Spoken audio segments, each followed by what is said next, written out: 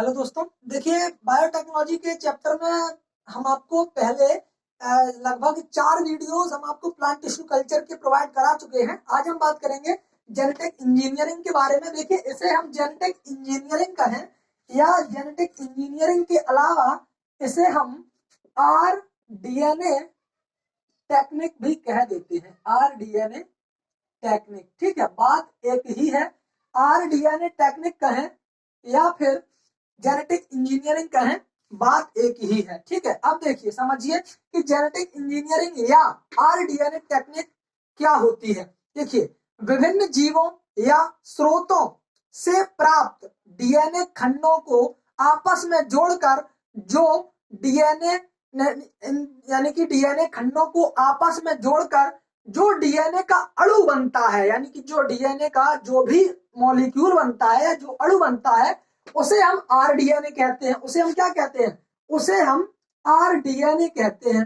और RDNA बनने की जितनी भी आपकी उसमें प्रोसेस लगी, उस प्रोसेस को हम RDNA टेक्निक कहते हैं। क्या कहते हैं? RDNA टेक्निक, या इसी को जेनेटिक इंजीनियरिंग कहा जाता है। देखिए, जेनेटिक इंजीनियरिंग को हम किस प्रकार से थोड़ा सा जान लीजिए कि जैसे आपको पता होगा कि एग्रीकल्चर के क्षेत्र में बायोटेक्नोलॉजी का या जेनेटिक इंजीनियरिंग का किस प्रकार से इसका योगदान रहा। जैसे कि आपको हम जानकारी के लिए बता दें कि प्लांट में यदि किसी प्लांट को हमें किसी डीएनए खंड की जरूरत है, और यदि वह कोई डीएनए खंड आपका या उस पौधे में या वह डीएनए खंड या वह जीन आपका किसी पौधे में पाया जा रहा है या किसी जीव में पाया जा रहा है, किसी जानवर में, किसी कीट में, किसी जीवाणु में, किसी वायरस में यदि वह पाया जा रहा है, तो उस प्लांट में ट्रांसफर करने के लिए हम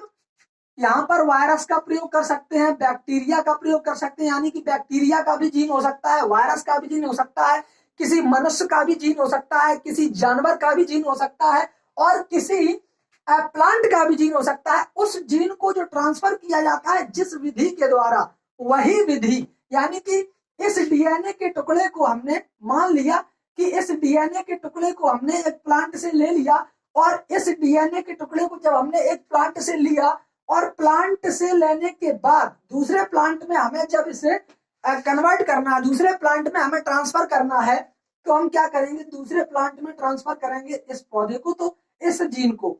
तो जो ये प्रोसेस हुई ना, इस प्रोसेस को ही हम जेनेटिक इंजीनियरिंग कहते हैं, ठीक है। या जेनेटिक इंजीनियरिंग कहें या इसी को RDNA टेक्निक कह सकते हैं, ठीक है। अब देखिए, बात आई कि ये तो हो गई आपकी जेनेटिक इंजीनियरिंग की परिभाषा। क्या होगी जेनेटिक इंजीनियरिंग की परिभाषा? कि विभिन्न जीवों या स्रोतों से, विभिन्न जीवों जितने भी जीव हैं उनसे या उसके जितने भी स्रोत हैं, यानी कि लिविंग बीइंग्स हैं, उनमें से जो डीएनए खंड को आपस में जोड़कर जो भी अणु बनता है, यानी कि जो डीएनए का जो भी अणु बनता है, वह जो है आपका RDNA कहलाता है। और RDNA कहलाता है। इस टेक्निक को या इस प्रोसेस को RDNA टेक्निक या जेनेटिक इंजीनियरिंग कहते हैं। क्या कहते हैं? जेनेटिक इंजीनियरिंग कहते हैं, ठीक है। अब देखिए, RDNA की एक परिभाषा और नोट कर लीजिए। हो सकता है कि आपसे एग्जाम में पूछ ले, ऊपर उसकी परिभाषा दे दे और नीचे उसके ऑप्शन में दे दे। देखिए, हो सकता है एक छोटी सी लाइन है कि RDNA उस वाहक को कहते हैं। किस वाहक को? RDNA उस वाहक को कहते हैं जिसमें हमने किसी वांछित जीन का समाकलित किया हो या वांछित जीन का समाकलन किया हो। RDNA वह वाहक होता है। वाहक का मतलब किसी एक चीज को दूसरी जगह पर पहुंचाने वाला वेक्टर, वही वाहक तो होता है, एक जगह से दूसरी जगह पहुंचाने वाला किन्हीं लक्षणों को, तो ये आपका वाहक हो गया, ठीक है। तो वेक्टर होता है, जिसे हम इंग्लिश में वेक्टर कहते हैं। तो RDNA वह वाहक है जिसमें हमने वांछित जीन को समाकलित किया है, RDNA कहलाता है। क्या कहलाता है? RDNA कहलाता है। उसके बाद RDNA आप समझ गए होंगे, ठीक है। और देखिए, RDNA का पूरा नाम रिकॉम्बिनेंट डीएनए होता है। क्या होता है? रिकॉम्बिनेंट डीएनए होता है। और डीएनए का पूरा नाम भी आपको हम बता दें, डीऑक्सी राइबोज न्यूक्लिक एसिड, ठीक है, तो देखिए यानी कि इसे हम पूरा नाम यदि बोले तो रिकॉम्बिनेंट डीऑक्सीराइबोज न्यूक्लिक एसिड होता है, या सिर्फ हम इसको आरडीएनए कह सकते हैं। यदि पूछा जा सकता है आपसे कि आरडीएनए का पूरा नाम या फुल नेम ऑफ आरडीएनए, तो वहां पर आपको सही टिक करना होगा रिकॉम्बिनेंट डीएनए, या लिखा होगा रिकॉम्बिनेंट डीऑक्सीराइबोज न्यूक्लिक एसिड। इसका भी आपको ध्यान रखना होगा। उसके बाद देखिए, हो सकता है आपसे पूछ ले जीन क्लोनिंग। जीन क्लोनिंग क्या होता है, देखिए समझिए जीन क्लोनिंग क्या होता है। जीन क्लोनिंग में देखिए आरडीएनए अणुओं को उपयुक्त परपोषी कोशिका, मींस जो आपके आरडीएनए अणुओं को, आरडीएनए जो आपके अणु हैं, आरडीएनए के जो भी अणु हैं उसको हमने उपयुक्त परपोषी कोशिका यानी कि होस्ट सेल, जो आपकी होस्ट सेल है उसमें प्रवेश कराकर हम क्या करते हैं, आरडीएनए के अणुओं को उपयुक्त परपोषी कोशिका में प्रवेश कराकर वांछित जीनों की, जो वांछित जीन होते हैं उनकी हमने ढेर सारी कॉपीज प्राप्त कर ली, या ढेर सारी कॉपियों का उत्पादन करना या प्रतियों का उत्पादन करना ही आपका जीन क्लोनिंग कहलाता है। क्या कहलाता है कि देखिए पहले तो हमने एक आरडीएनए का अणु बनाया, कैसे वह अणु कैसे बना, देखिए समझिए अणु बना कैसे, जब हमने विभिन्न जीवों या स्रोतों से, विभिन्न जीवों या स्रोतों के अणुओं को आपस में मिला करके एक अणु बना, और जब अणु बना तो अणु का हमने क्या किया आरडीएनए, उसके बाद आगे बढ़े तो हमें क्या प्राप्त हुआ कि आरडीएनए में उपस्थित, यानी कि आरडीएनए जो होता है उसमें जो है आपकी कोशिकाएं, आरडीएनए अणुओं को उपयुक्त परपोषी कोशिका, जो आपके आरडीएनए बन गए उनसे हमने क्या किया, आरडीएनए अणुओं को उपयुक्त परपोषी कोशिका में प्रवेश करा दिया, और प्रवेश कराने के बाद, प्रवेश कराने पर जो भी आपकी प्रतियों का उत्पादन होता है वही आपकी जीन क्लोनिंग कहलाती है। क्या कहलाती है, वही आपकी जीन क्लोनिंग कहलाती है। तो इतनी बात आप समझ गए होंगे। देखिए आरडीएनए में अंतर आप समझ लीजिए, और देखिए जेनेटिक इंजीनियरिंग और आरडीएनए टेक्निक बात एक ही होती है, या इसे हम आरडीएनए टेक्नोलॉजी भी कह सकते हैं। क्या कह सकते हैं, आरडीएनए टेक्नोलॉजी भी कह सकते हैं, या टेक्निक भी कह सकते हैं, ठीक है, टेक्नोलॉजी भी कह सकते हैं, ठीक है, आरडीएनए टेक्नोलॉजी।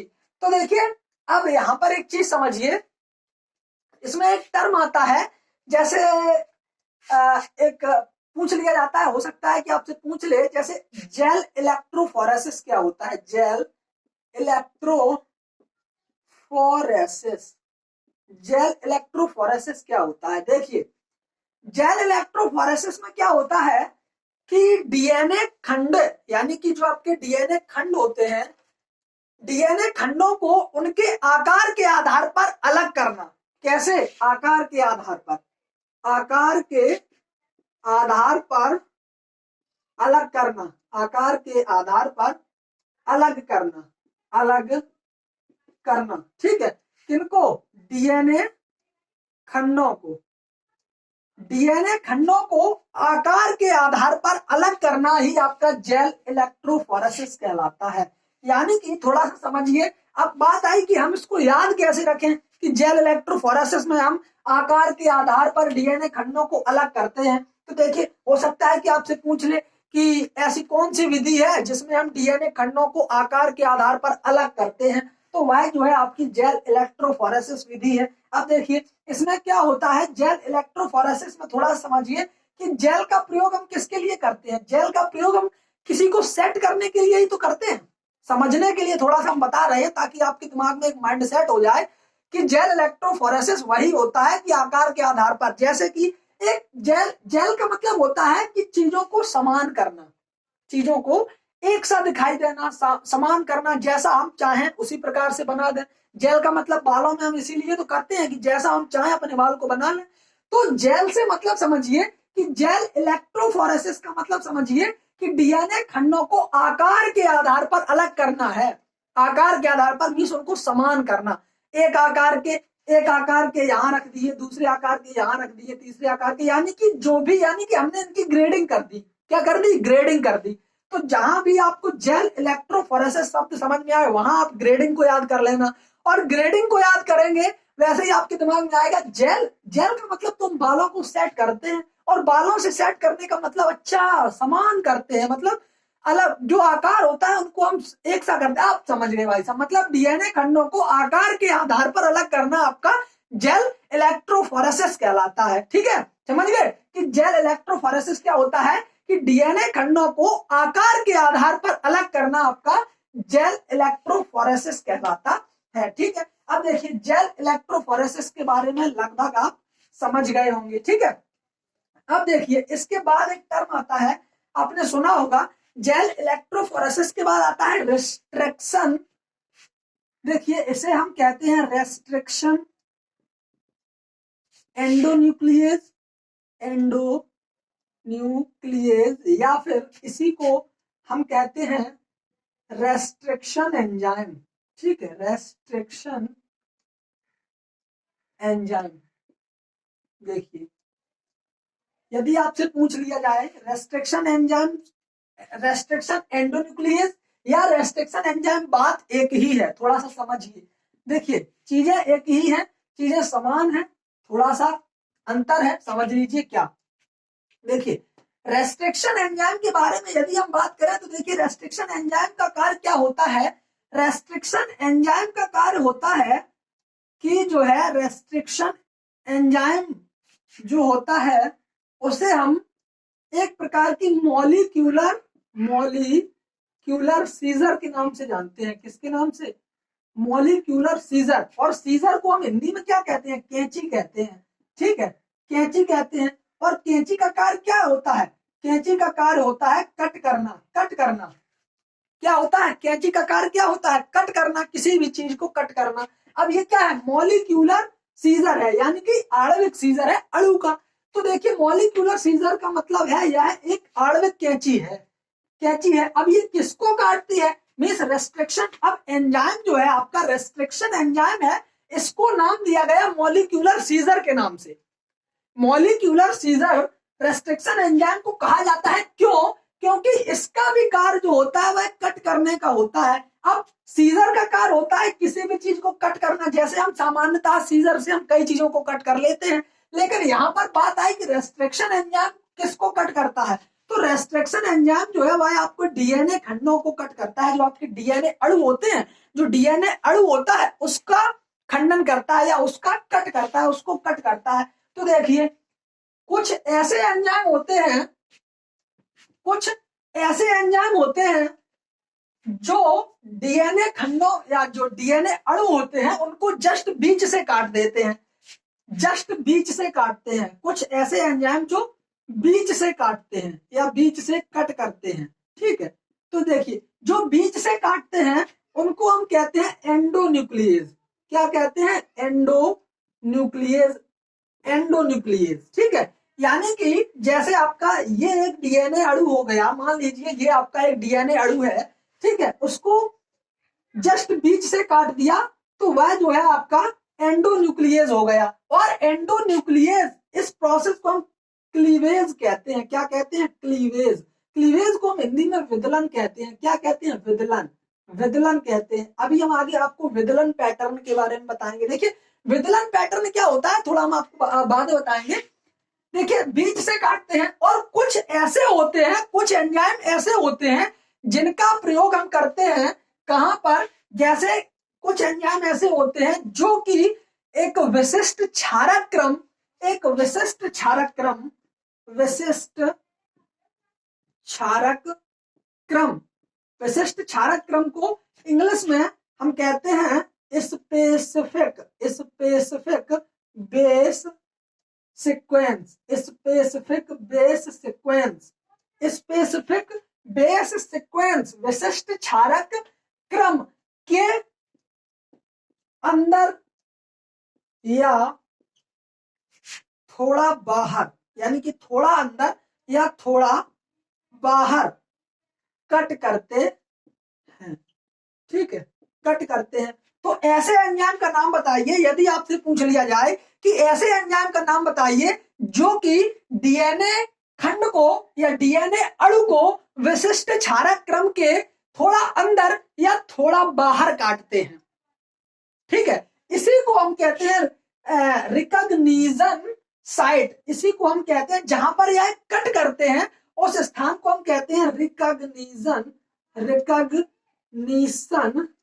साइट कहते हैं। ठीक है, रिकॉग्निशन साइट कहते हैं। अब देखिए, यदि रिकॉग्निशन साइट के अंदर काटने वाले कुछ अलग होते हैं एंजाइम और रिकॉग्निशन साइट के बाहर काटने वाले एंजाइम अलग होते हैं, वो बात अलग है। लेकिन यहां पर हम आपको बता दें कि विशिष्ट क्षारक क्रम स्पेसिफिक बेस सीक्वेंस के आधार के अंदर या थोड़ा बाहर कट करते हैं तो वह कौन से एंजाइम होते हैं? वह होते हैं आपके रेस्ट्रिक्शन एंजाइम।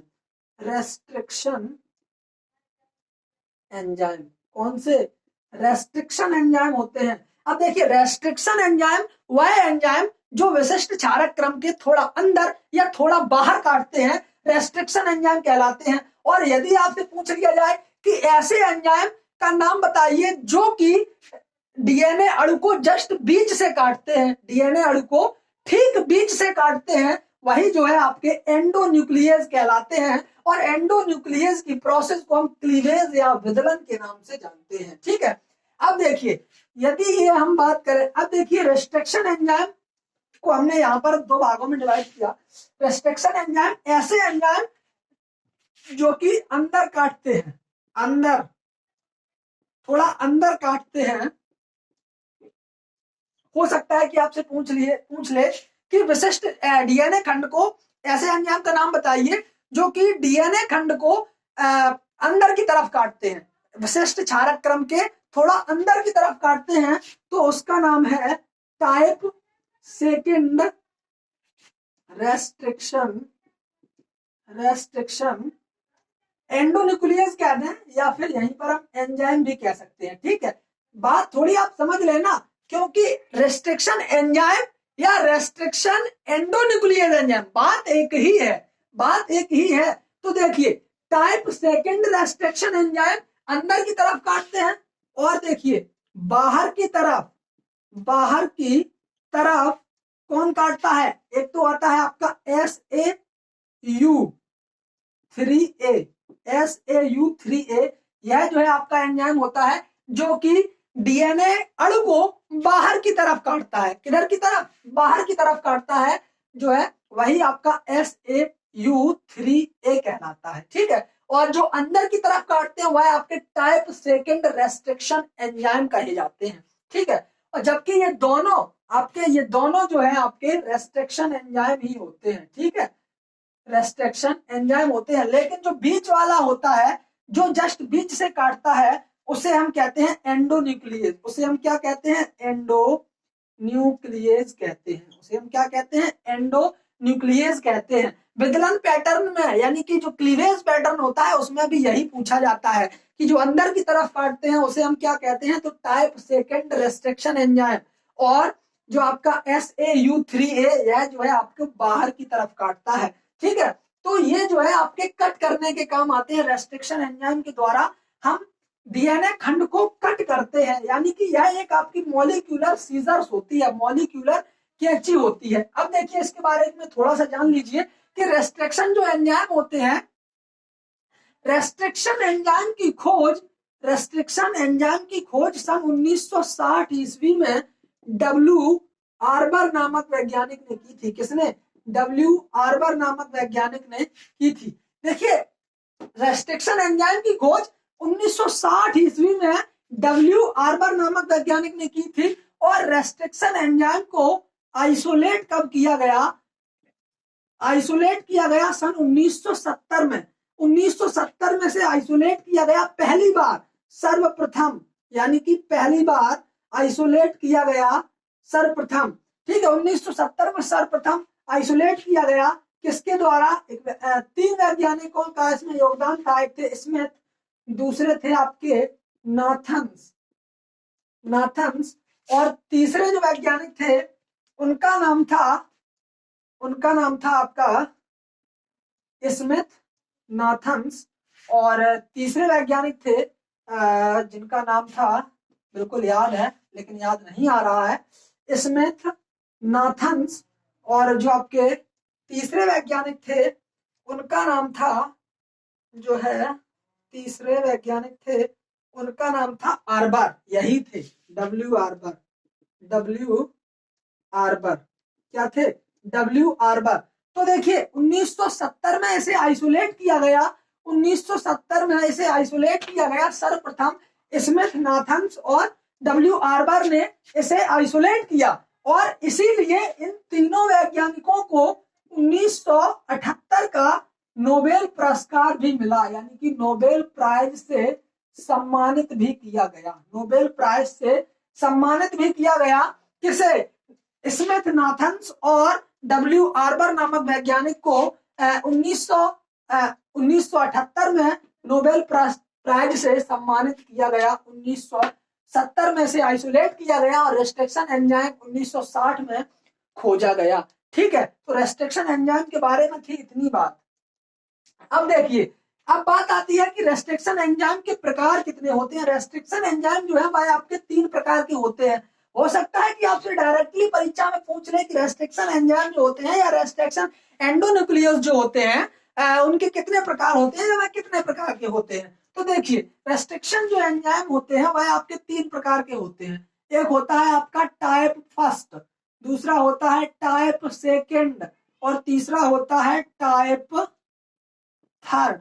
ठीक है, तो इसे हम नाम देते हैं रेस्ट्रिक्शन एंजाइम और रेस्ट्रिक्शन एंजाइम, रेस्ट्रिक्शन एंजाइम, यानी कि type first restriction enzyme, type second restriction enzyme और टाइप थर्ड रेस्ट्रिक्शन एंजाइम। सबसे ज्यादा बायोटेक्नोलॉजी में टाइप सेकेंड प्रकार के रेस्ट्रिक्शन एंजाइम का प्रयोग होता है। टाइप सेकेंड प्रकार के रेस्ट्रिक्शन एंजाइम का यूज इन बायोटेक्नोलॉजी कह लें या जेनेटिक इंजीनियरिंग कह लें। ठीक है, जेनेटिक इंजीनियरिंग कह लें। अब देखिए, अब इसका प्रयोग टाइप सेकेंड का प्रयोग होता कहां पर है?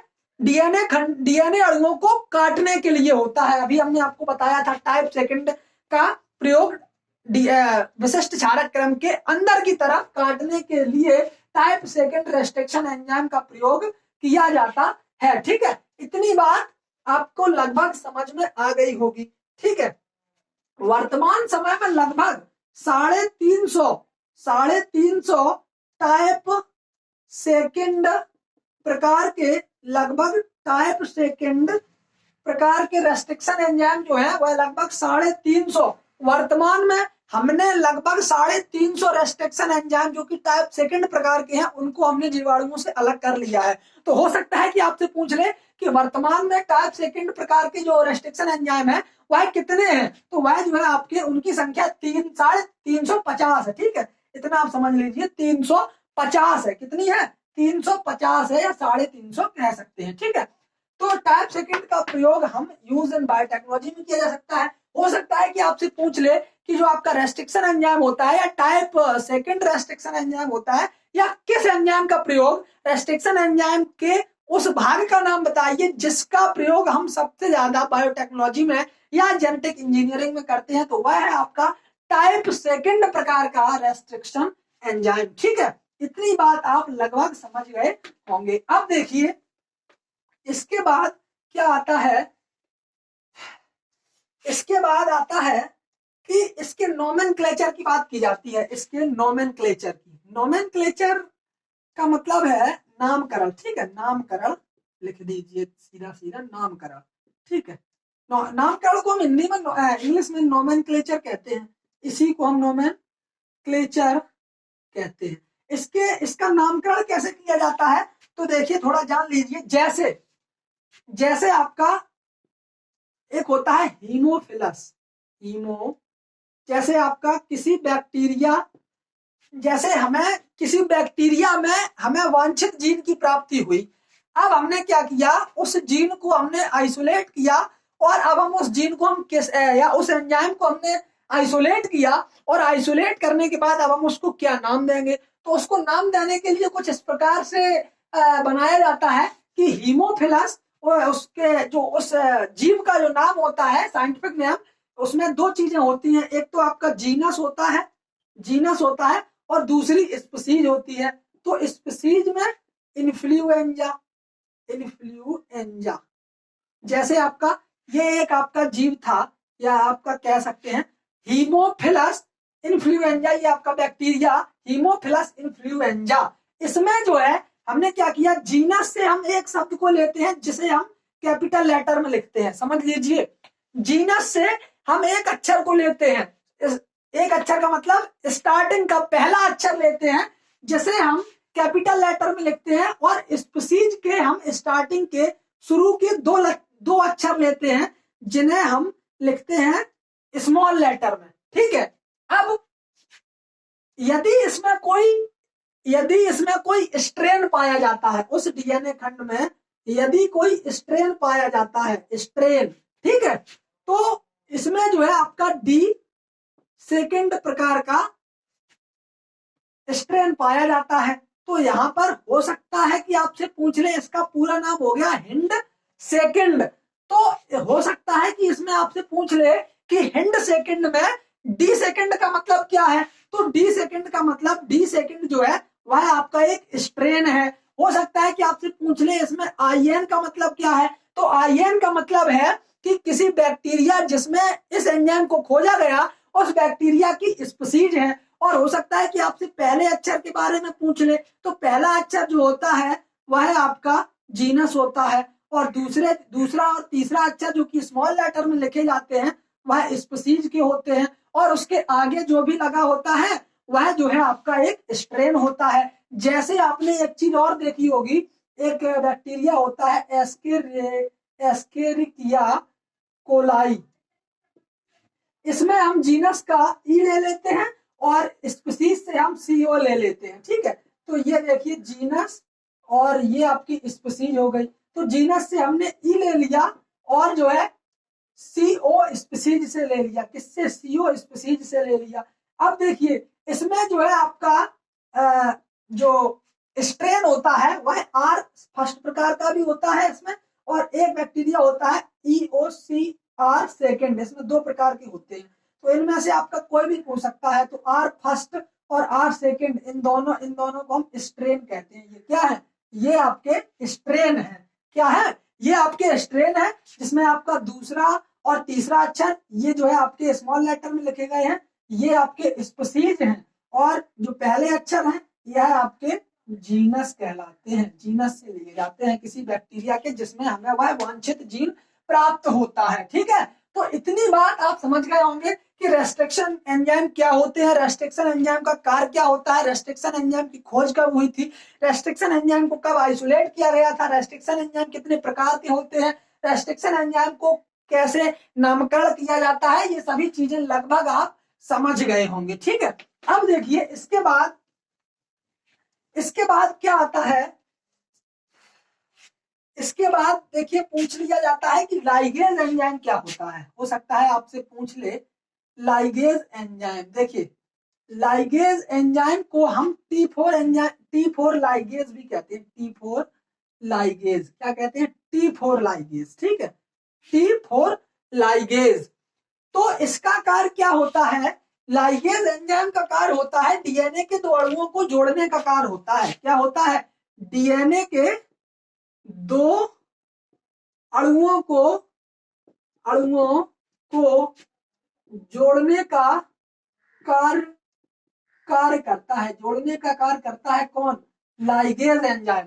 देखिए रेस्ट्रिक्शन एंजाइम डीएनए के अणुओं को काटने का कार्य करता है, और जो आपका डीएनए जो है लाइगेज एंजाइम होता है यह आपका डीएनए के दो अलग अलग अणुओं को जोड़ने का कार्य करता है। और जब यह जोड़ता है तो उस जोड़ने की प्रोसेस को हम क्या कहते हैं, लाइगेशन कहते हैं। क्या कहते हैं, उस जोड़ने की प्रोसेस को हम क्या कहते हैं, लाइगेशन कहते हैं। क्या कहते हैं, लाइगेशन कहते हैं। तो डीएनए अणुओं को जोड़ने का कार्य करता है कौन, लाइगेज एंजाइम, जबकि कट करने का कार्य करता है रेस्ट्रिक्शन एंजाइम, और डीएनए अणुओं को जोड़ने की प्रोसेस लाइगेशन कहलाती है। और जो है आपकी जेल इलेक्ट्रोफोरेसिस में हमने आपको क्या बताया था कि डीएनए अणुओं को उनके आकार के आधार पर अलग करना आपका जेल इलेक्ट्रोफोरेसिस कहलाता है, ठीक है। इतनी चीज आप लगभग समझ गए होंगे। अब देखिए कभी कभी हो सकता है कि पूछ लिया जाए, जैसे आपसे पूछ लिया जाए कि बीटी का पूरा नाम क्या होता है। बीटी, तो बीटी एक बैक्टीरिया होता है जिसका पूरा नाम बैसिलस थ्यूरेंजेंसिस होता है। बैसिलस थ्यूरेंजेंसिस होता है। और इसके बारे में आपको हिस्ट्री तो लगभग शायद है कि पता ही होगी कि यह जो है कपास में जो आपका पिंक बॉलवर्म लगता है, यानी कि जिसका नाम पिक्टिनोफोरा गॉसिपिएला होता है, उसका resistant gene BT bacillus thuringiensis नामक बैक्टीरिया में पाया गया। और बैसिलस थ्यूरेंजेंसिस नामक बैक्टीरिया को पहली बार एक स्थान है जिसका नाम है थ्यूरेंजिया, वहां पर इसे पहली बार देखा गया, इसलिए इसका नामकरण कर दिया गया बैसिलस थ्यूरेंजेंसिस के नाम पर। ठीक है, तो बैसिलस थ्यूरेंजेंसिस में एक जीन पाया जाता था जिसका नाम था क्राई। और यह क्या था, यह जो है एक क्रिस्टल प्रोटीन थी। क्या थी, एक क्रिस्टल प्रोटीन थी।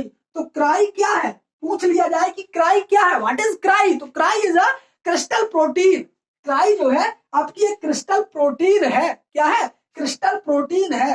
तो क्राई का प्रयोग जो है, हमने क्राई जीन का प्रयोग करके हमने बीटी कॉट यानी कि जो बीटी बैक्टीरिया था, बैसिलस थ्यूरेंजेंसिस नामक बैक्टीरिया था, उससे हमने क्राइजीन को आइसोलेट किया।